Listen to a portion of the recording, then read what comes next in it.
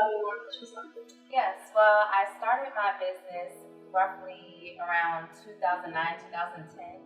And I was inspired while still in cosmetology school to make sure that I trademarked myself and the image that I wanted to get across, because doing hair and makeup, you are allowing others to have confidence and to feel beautiful on the outside, but also it's almost kind of like my way of just talking to different people and networking with different people, and touching them on the inside as well.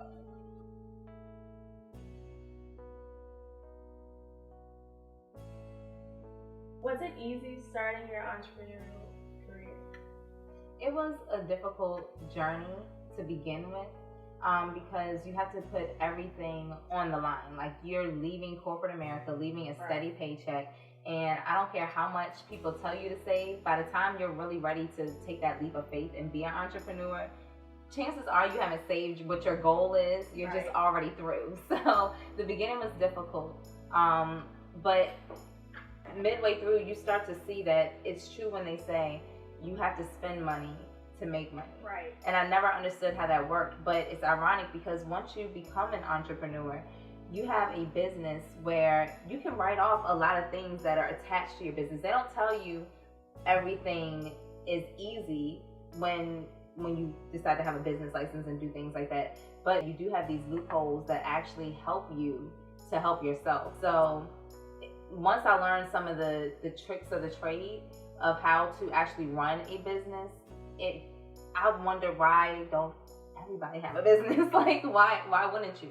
Because, for instance, if you travel, like with videography or photography or whatever it is that people want to do, you can write off your gas. You know what I mean? Yeah. So it's like, we Americans every day are using gas. Everybody should have some type of side business, even if it is in conjunction with working. When I first started my business, I also worked in a salon. So I was just doing freelance things. I was going on photo shoots. I was doing makeup and hair for weddings. And everything was just me traveling while still having a 9 to 5. I didn't just drop everything at once.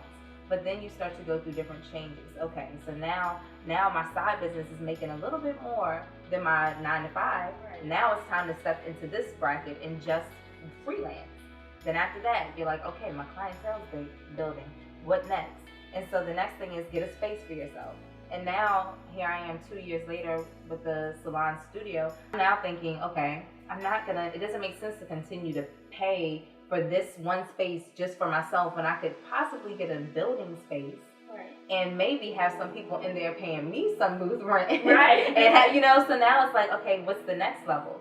And all of these things are preparing you for your future. So being an entrepreneur is having a better quality of life. You get to choose your schedule. You get to choose almost the people you interact with every day, and you get to contribute something in more of your time. I can make business also a charity thing. Now we're raising funds for breast cancer. Each month there's a different cause to donate to.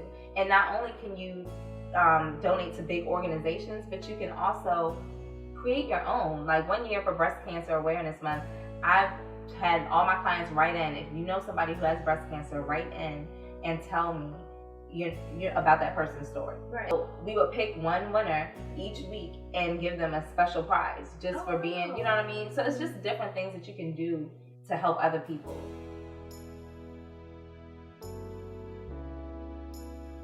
How did you learn the tricks of the trade? Was it like by trial and error, or did you have like a mentor or something? Some was trial and error, and some was having a mentor. In beauty school, I had this woman named April O'Gara, and she was a minister, and she was one of the instructors there. And she was such an amazing woman because even though she was a minister, she never judged anything, and she was very hilarious. So you could have the worst day ever and not want to come to school, and she would be like, look, you're gonna get it together, it's gonna be fine, you're almost there. She was kind of like just a coach, a life coach. And so I could talk to her about my education, and I could talk to her about my personal things. And she taught me a lot about being focused and what it is to be a woman. And she said, you're in a part of your life now when you're rebuilding and you're becoming a true adult. 18 to 21, you ain't no real adult. 18 to 21, you're still going to the club, you're still having a good time, you're not worried about anything. You're like, whatever, I'm making money right now, I'm having a good time. You're not really understanding that there's so much more you could be doing right now. And so at that age, I was, I think, probably 21. Yeah, I was like 21. She told me how to get my life in order. So I started working out, not because I wanted to look a certain way, but because that put more of a schedule in my path. Working out, eating right, just getting more involved in the arts, different things that I was able to connect with and that I was doing for myself to nurture myself. And then once she taught me that once you nurture yourself, how you can help other people, that tied into doing hair. So now I'm like a hairologist.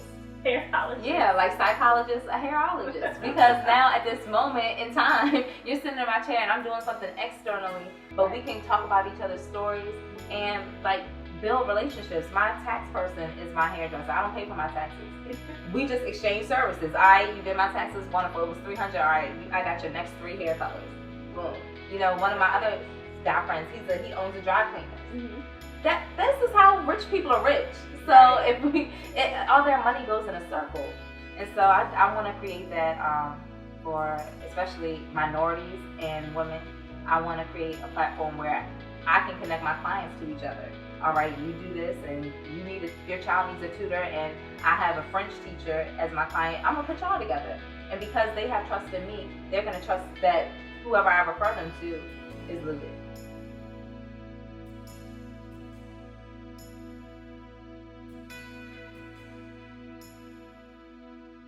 So you have several different businesses. You have Blush Beauty, and then you have an accessory line called B Accessories. Can you tell me more about that? Yes, it's B3 Accessories, and the way that I came up with that name was just because Blush by B Ross is 3 B's, so I said 3B. And so that accessories line started, I think of just like 2 or 3 years ago. I started painting on canvas, like actual like big wall art canvas. And it was just something I like to do therapeutically. And then I found these wooden chips one time when I was in the arts and crafts store, and I was like, that would look so awesome if I could paint these earrings and put them on and wear like my art on my ears. So I started out with just plain wooden canvas, and I painted them, and those sold great. And then I started doing like card jewelry, like these that I have on today. So I started doing beadwork and just getting into all different things. So you make all your jewelry by yourself? Yes, everything is handmade and I ship it out myself.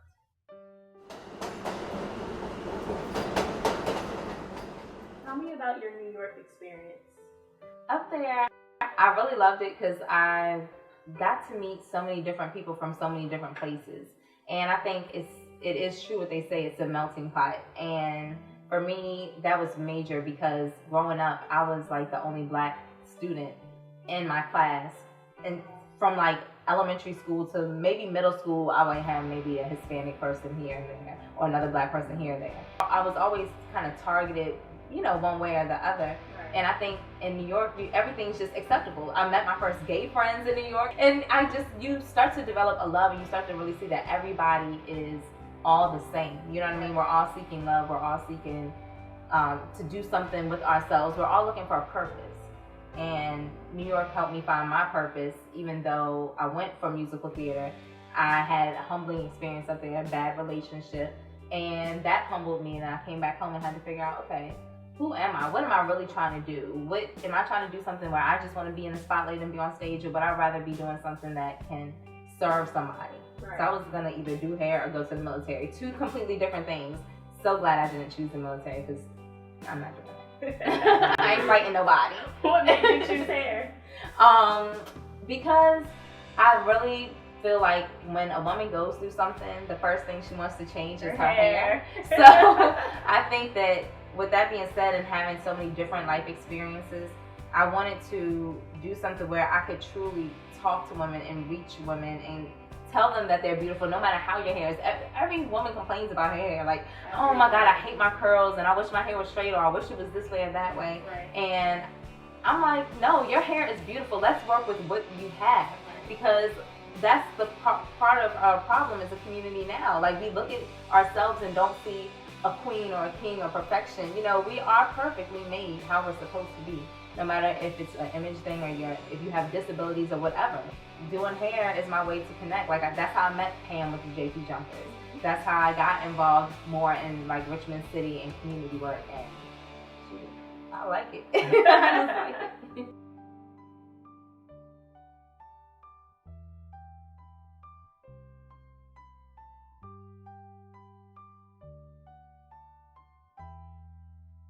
Miss O'Garo was an amazing mentor, as I mentioned, when I was in cosmetology school. She taught me that it's not all about doing things for other people as far as your image and things like that. When you actually choose to just be yourself and do your hair like you want to do your hair and dress how you want to dress and dress up every day if you want to, you know, you're doing that for yourself. You're putting forward your best foot. And she taught me everything I know as far as professionalism. She treated every single client as if they were $1 million client. And that's so important because people look at other people's images and they assume, oh, she's a single mom, she ain't got no money to get her hair done. Or I'm just gonna do this because she's my last client of the night and she came in 5 minutes until it's close time. No, you still treat each client with complete professionalism and treat them like they're special because they don't have to be putting money in your pocket. Right. And that's such an important thing. And I think that no matter what level you are as a stylist, you become an entrepreneur as soon as you choose to have any type of trade service, whether it's being a stylist, a mechanic, anything that has to do with you giving your service. You're working for yourself because most of the time those are commission paid jobs if you're not fully self-employed. And so she taught me about capitalizing on my talent by simply putting my best foot forward, and the reward was so great. I'm talking about you're in school going to get your education and we had a salon floor and people would tip me $20. I'm in school, so I'm like, thank you. Like that's a lot. That $20 was like $150 in my mind. Right. She just taught me to be humble. As much as you get, always give. And so even in beauty school, some of my clients, I had this one old lady. She used to come in there and she was so sweet and she reminded me of my grandmother. So I would take her out. Her husband had recently passed away. So I would take her out to eat every once in a while. And she appreciated that, just to get out of the house and have somebody to talk to. That's what being a stylist is about to me. Stylists should be your best friend. We are unbiased in our opinion because we don't know everybody that you know. And, you know, once we leave the salon, it goes out of our head until the next time you come back. I think it's a good place to be. I really enjoy it.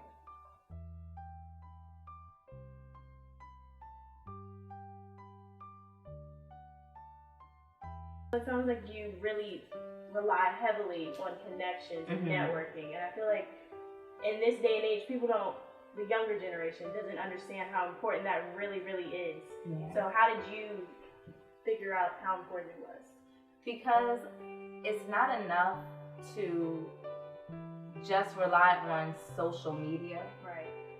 At some point in time, I realized the best people you meet are people that you meet organically.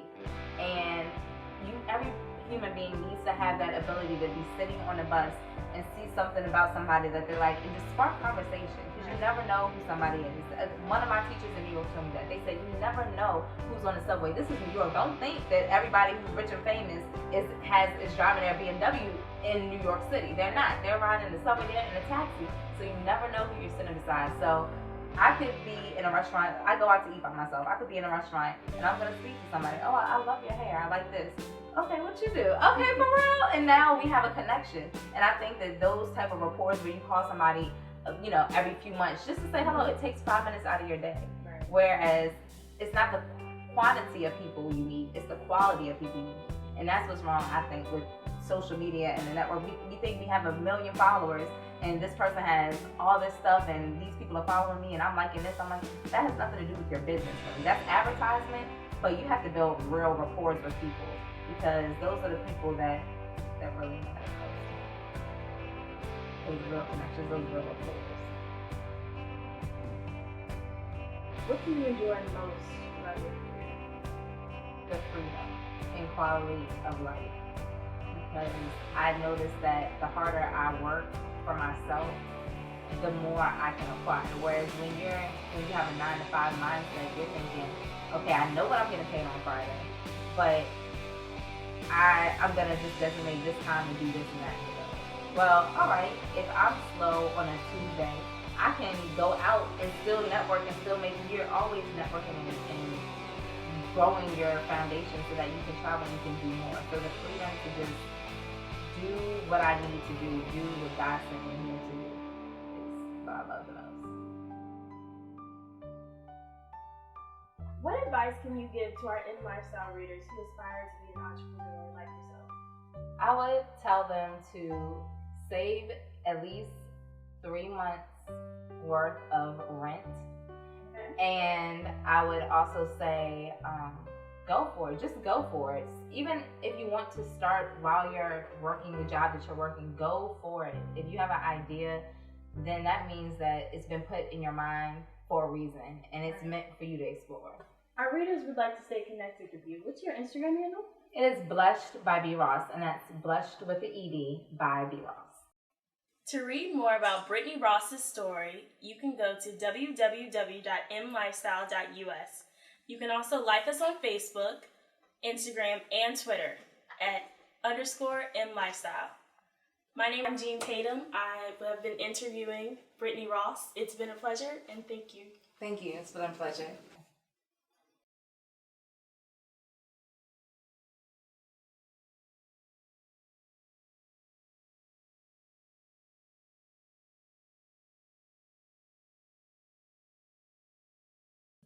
Cheers.